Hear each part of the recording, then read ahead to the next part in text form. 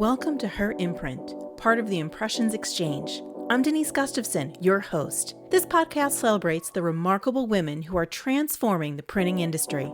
We'll explore their journeys, from challenges to triumphs, and share the stories that leave a lasting imprint. Today, I have with me Emily Lowe. She's the Vice President of Custom Manufacturing with Firespring. So, Emily, welcome.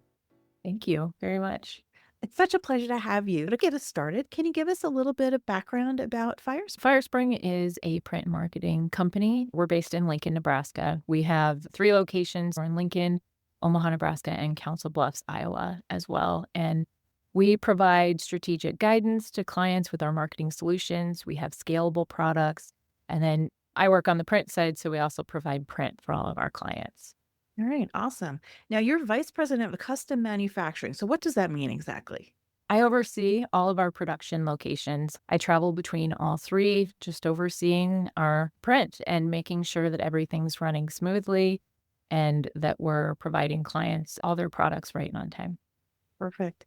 So how did you get started? I'm guessing it's not like you woke up one morning and said, I want to be involved in print. I started in print right out of college, and I was actually a client of Firespring at the time. And the account manager sales rep that I was working with reached out to me and wanted to interview me for an account manager role. And I came in and I started as that account manager. Over time, I began managing larger accounts, and I eventually stepped into a department management role, just overseeing that team. That transition really sparked my interest in operations, and I later took on a leadership role in our Omaha office, doing Omaha operations.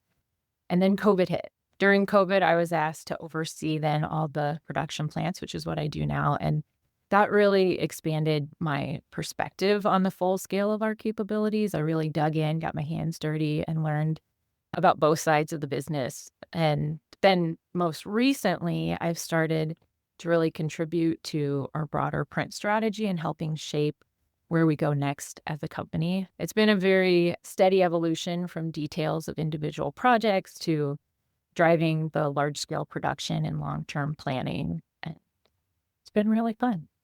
Really cool. So I have to ask, what did you do in college that got you into print? I just was a business major. It wasn't anything crazy, but when I came back, I'm from a small town called Wahoo, Nebraska, and I started working at the local hospital as a marketing intern. And the gal I was working under, she did a ton of really cool projects. She did these catalogs and all their newsletters, and she mailed out postcards. I'd never seen that before. This was my first job. And when I was working with Firespring on all these projects, they could just do so much. And so I was like, awesome, let's go over there and see how it is. And I ultimately came on to Firespring to do wedding invitations. That's where a lot of the work that I did at first was.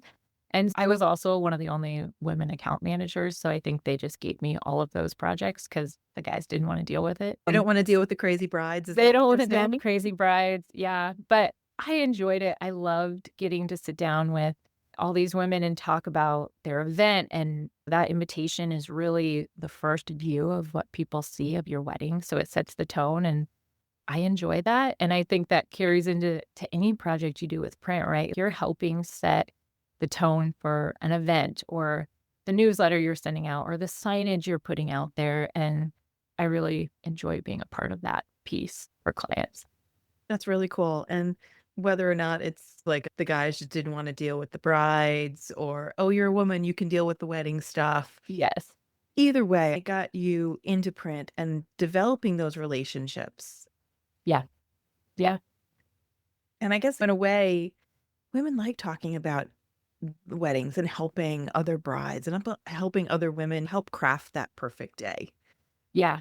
And it's really cool to see it come alive through print too. A design makes such an impact on what you're producing. It was a lot of fun. That's awesome. So, in terms of what you've been doing, you've held a lot of different positions at Firespring. What's been your proudest moment? Do you have one specific time that you were really like, this is really cool to be able to do this? Yeah. So recently we brought in our first inkjet press here at Firespring. And we have been talking about this for years, probably since I was an account manager. And it's really where print is going, getting into that digital world. Offset is, yes, it's the way that they've always done it, but digital is growing and it's becoming what's next for print. So I got to be a part of this project. I had an awesome team around me, but maybe 3 or 4 years ago was when we really started getting serious about bringing inkjet in, and a couple years ago, we did very in-depth research on all the options out there. We had to find what was right for Firespring and the work that we produce, and we began the process. We went to a few different shows and found really a couple of presses that we liked, and then we started digging in on the numbers, and that was, of course, a task in its own where we had to make sure that the data and what we were going to do was all there and it lined up because it's not cheap. These inkjet Mhm. presses are it's an investment. And so after all of that, we finally found one that we felt fit the work that we had best, and it was going to be the best option for Firespring. We pulled the trigger, got it, kind of got all the paperwork done, everything. And then came the bringing it into the shop, actually getting it here. Install day. Yes, the install day, and even that, we are pretty tight in our press room floor where we store for clients too, so we don't have much space available, so we had to look at our footprint and move around a lot. You have to bring in power, you have to make sure the atmosphere around the press is just right, and that took a lot of work, and the hallway that it had to go down, it was pretty tight. There was, like, an inch of clearance on each side, like, it was close, and getting through that and getting the press installed and then all the work, getting it into our order entry system, getting the whole team trained up on it. There's a lot of details that go along with it. We've never done this before. This is when I started, most of the presses and copiers and things have been here, and so they're already here. But it was really cool. This was July of last year, and since then, it's ended up being the best fit. It's made a huge difference. It's up and running. It's really cool to see how it's just it's leveled up our operation, and we look back, okay, that was a lot of work, but it was totally worth it. And so that's been a really cool project that I've been a part of and able to bring to Firespring. That's amazing. Yeah. What goes into trying to make that decision and making sure that the ROI is going to work for you and that you're going to have jobs to feed the beast because those things are their Yes. production. Yes. And But it goes up and down, right? mhm, The print is busy one month, not the next, and it's always different. And so there are some times where, okay, we got to feed this thing. And other times we're getting tons of work to it and the quality coming off. It is a powerhouse and it's awesome to see. And even the benefits we can bring to clients where the press that we brought in has a larger sheet. So we can get more up for the client, making it more cost efficient. And then you bring into the customization opportunity and on traditional presses, you've gotta load plates, you gotta load inks, you gotta bring the press up to color, so it takes a lot of time, whereas putting something through the inkjet press, it's ready in 2 minutes. You are up to color, you've got your first proof out, and it's ready to go. It's awesome the efficiency and speed that it brings to the table so we can produce things faster for clients. and obviously internally, it has to be a complete mind shift, especially for those that are selling for it. Because offset was one thing. They understood it. Obviously, it's always been there. They've understood it. I'm guessing it was a lot of much longer runs. Now you're Yes. dealing with much shorter runs, but a lot of shorter runs. Gone the other way.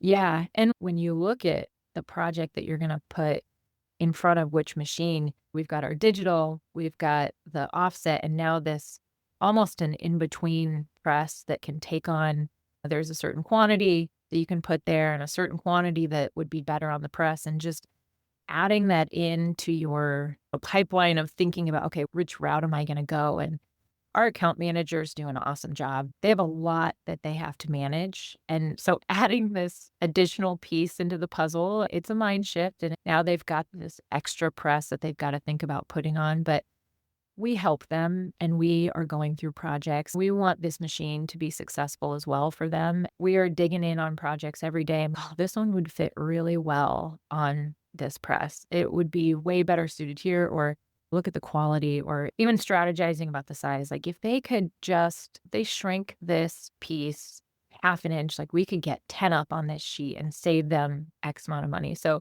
being able to have those conversations with them and make it easier when they're talking to the client too. It all goes back to those relationships that you have because Yeah. can you sit down and say, "Look, I can save you several $1,000s on this job that we're doing. We just have to make a change in size." How big of a decision is the size of it? Does that really matter as much to you? Yeah. And can we help you do that? Right. Like we want to help them. And so if it's something that we can take off their plate, we're willing to do that too. Yeah.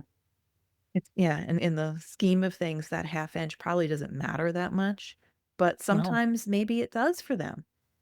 Yeah. And Obviously you then gotta ask, yeah, right? Like, you never know, and I think that's part of it is sometimes we just weren't willing to ask, and it was just, "Nope, we're just gonna do it the way that they say," but we're really trying to work with our clients and strategize with them, and we want you to benefit from this just as much as we are. alright, I'm gonna ask because you didn't mention, so what press did you buy?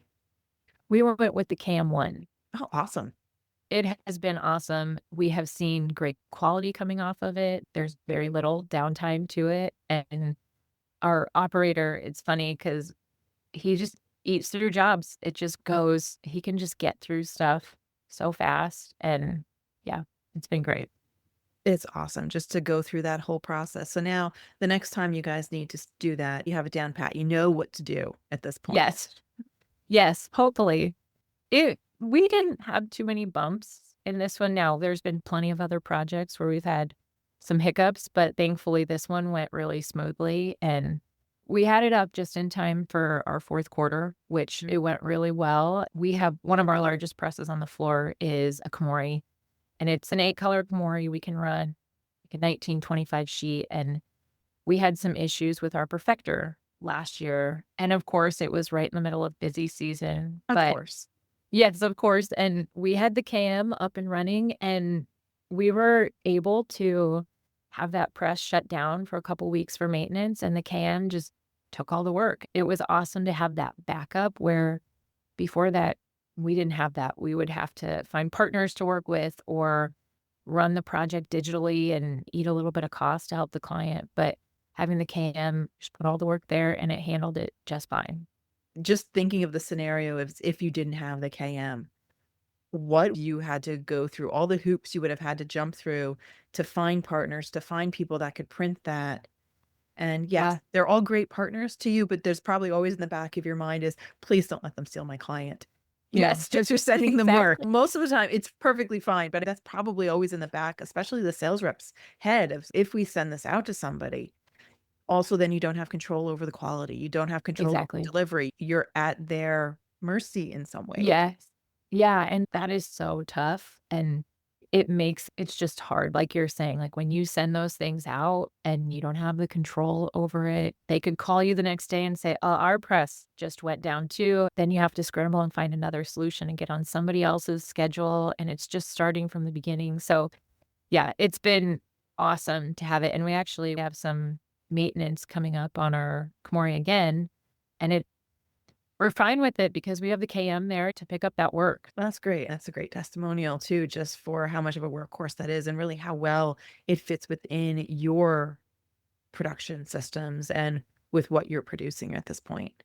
Yeah, and we have loved there's new things every day that we're learning about what we can put through it, and so bringing those options to clients too and strategizing, "Hey, we can actually run 20-point board. Is there anything else you wanna do?" We could do die cuts. We could add a few personalized postcards. We could specialty die cut. There's just all sorts of things. It's opening more opportunities for us that we have yet to really explore, but we have the option now. Yeah. Whereas before you didn't. Correct. Yeah. So it really lets you expand and really see where the technology as a whole can take you. And then you can also look at, okay, what else may we get? Is it some kind of specialty embossing? Is it something else that we can add that'll even bring it up another notch at that point? Yeah. Yeah. It's just so many opportunities are available, and we hope over the next year as we really dig in on this machine that we can just bring more and more for the clients.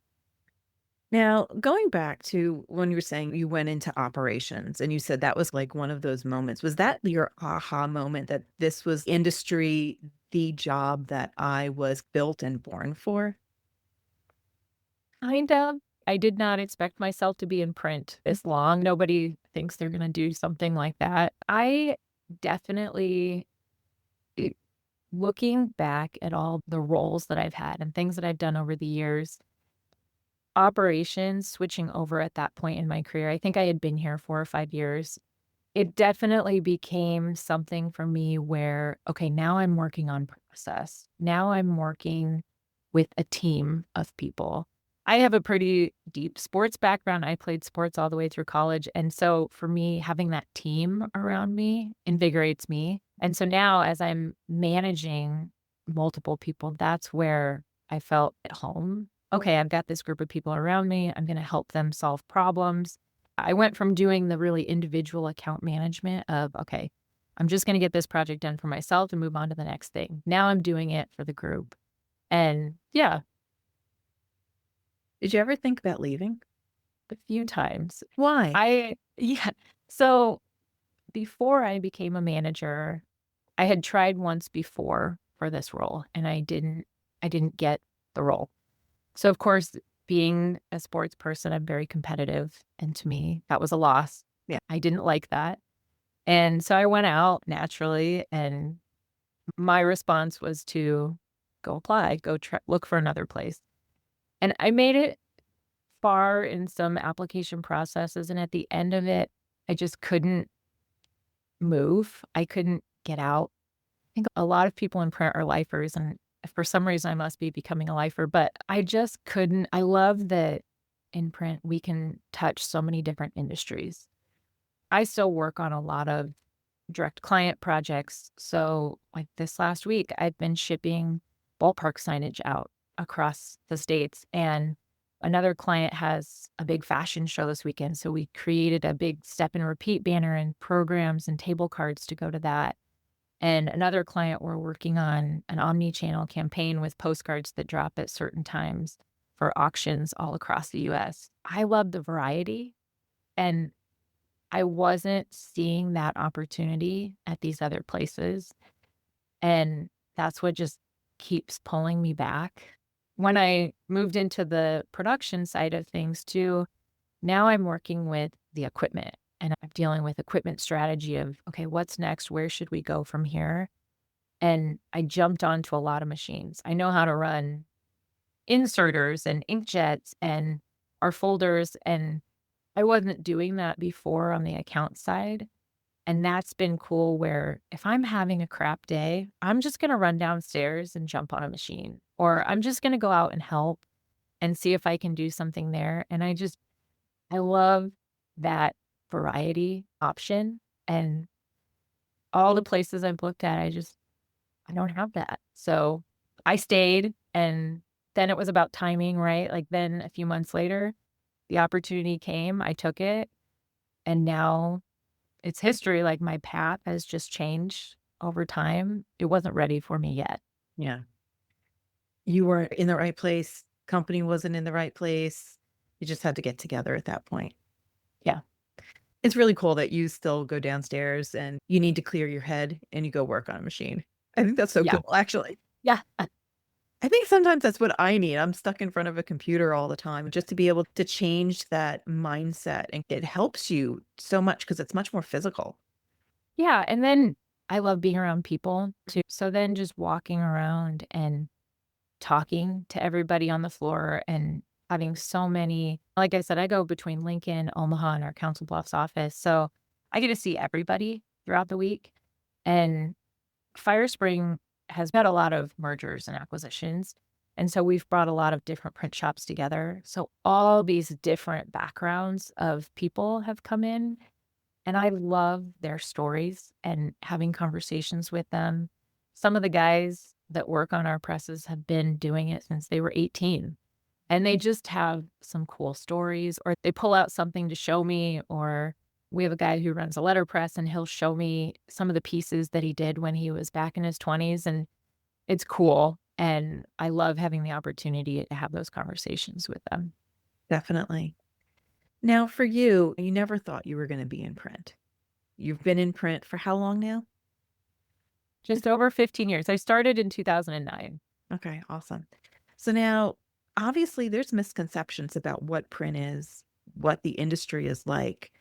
I think, especially for women, that's even more. How do you, or how should we change or try to change those assumptions? Is there ways that we can do that?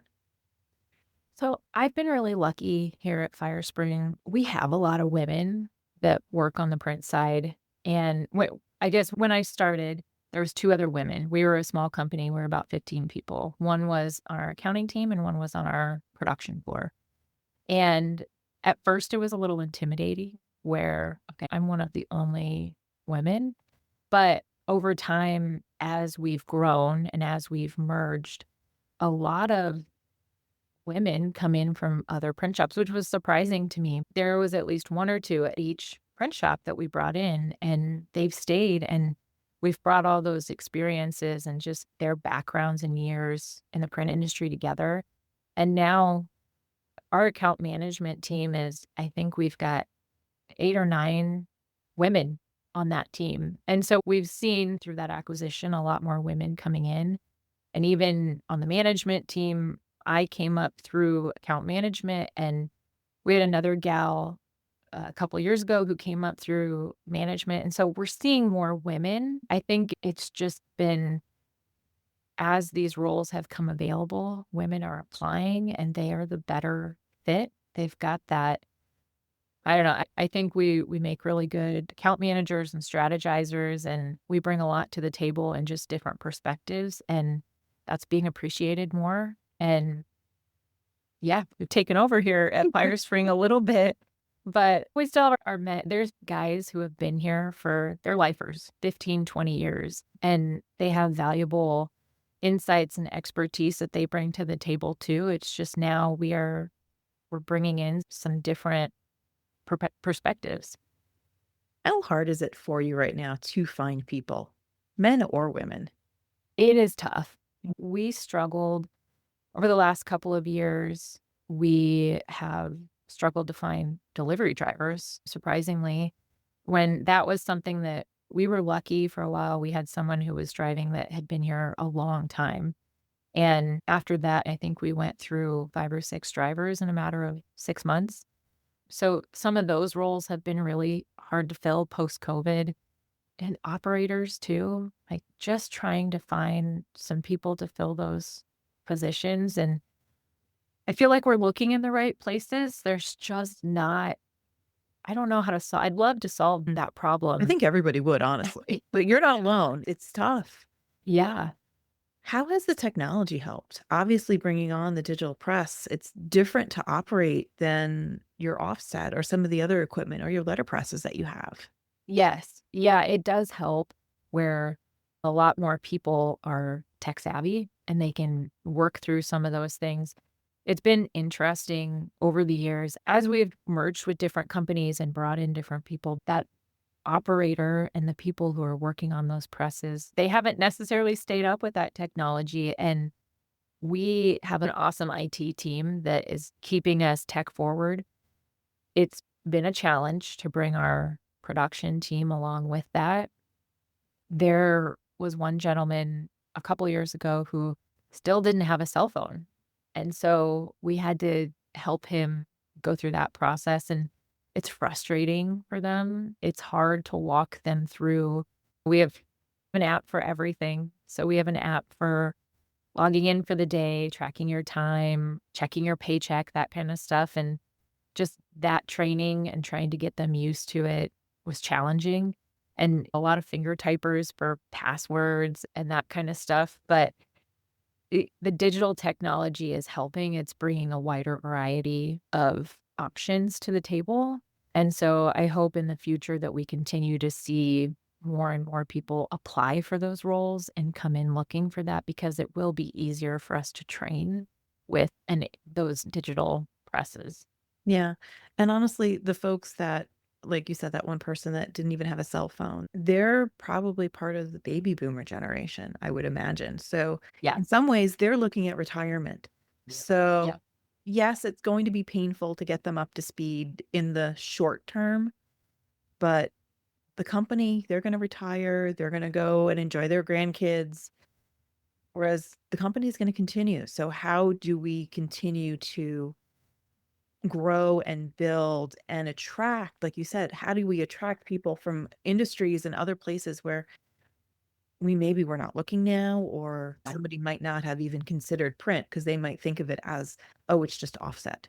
Oh, it's that. It's It's not, old it's school. Yeah.